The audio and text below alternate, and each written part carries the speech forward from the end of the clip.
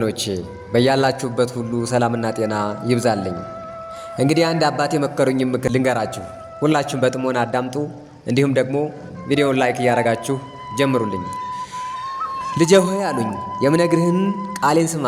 ልዑል ክቡር የሚሆነው የእግዚአብሔርን እንድታስታውሰው ምክሬን ተቀበል አሉኝ።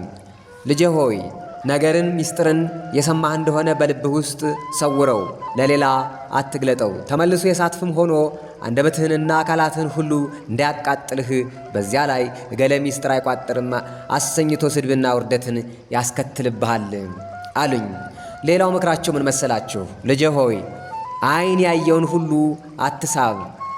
ታስሮ ያገኘኸውን ሁሉ አትፍታ። ተፈቶ ያገኘኸውን ሁሉ አትሰር። ተከድኖ ያገኘኸውን ሁሉ አትክፈት። ተከፍቶ ያቆየህን ሁሉ አትክደን አሉኝ። ሌላው ምን ጨመሩኝ መሰላችሁ? ልጄ ሆይ በሰው ዘንድ የተመሰገንክ በእግዚአብሔር ዘንድ የተወደድክ ትሆን ዘንድ ለሁሉ ጠባይህን አሳምር፣ አነጋግርህንም አርም። ውሻ ጅራቱን በመቁላቱን እንጀራን ያሰጠዋል፣ አፉን ማላቀቁ ግን በዱላ መመታትንና በደንጊያ መደብደብን ያመጣበታል አሉኝ። ሌላው ምን ጨመሩኝ መሰላችሁ? ልጄ ሆይ ለመስማት ፍጠን፣ ለመናገር ግን አትቸኩል። ፈጥነስ ስማ፣ ቃልን ለመመለስ ግን የታገስክ ኩን።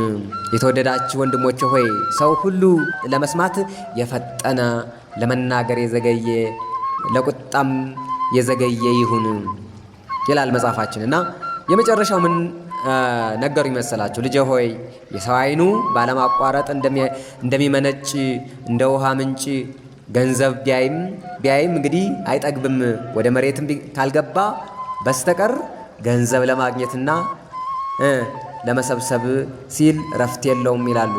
እንግዲህ ቪዲዮውን ላይክ አድርጉ፣ ሰብስክራይብ አድርጉ ቻናሌን እስከ መጨረሻው ድረስ ሌሎች ቪዲዮዎች እንድለቅላችሁ ቤተሰብ ሁኑ።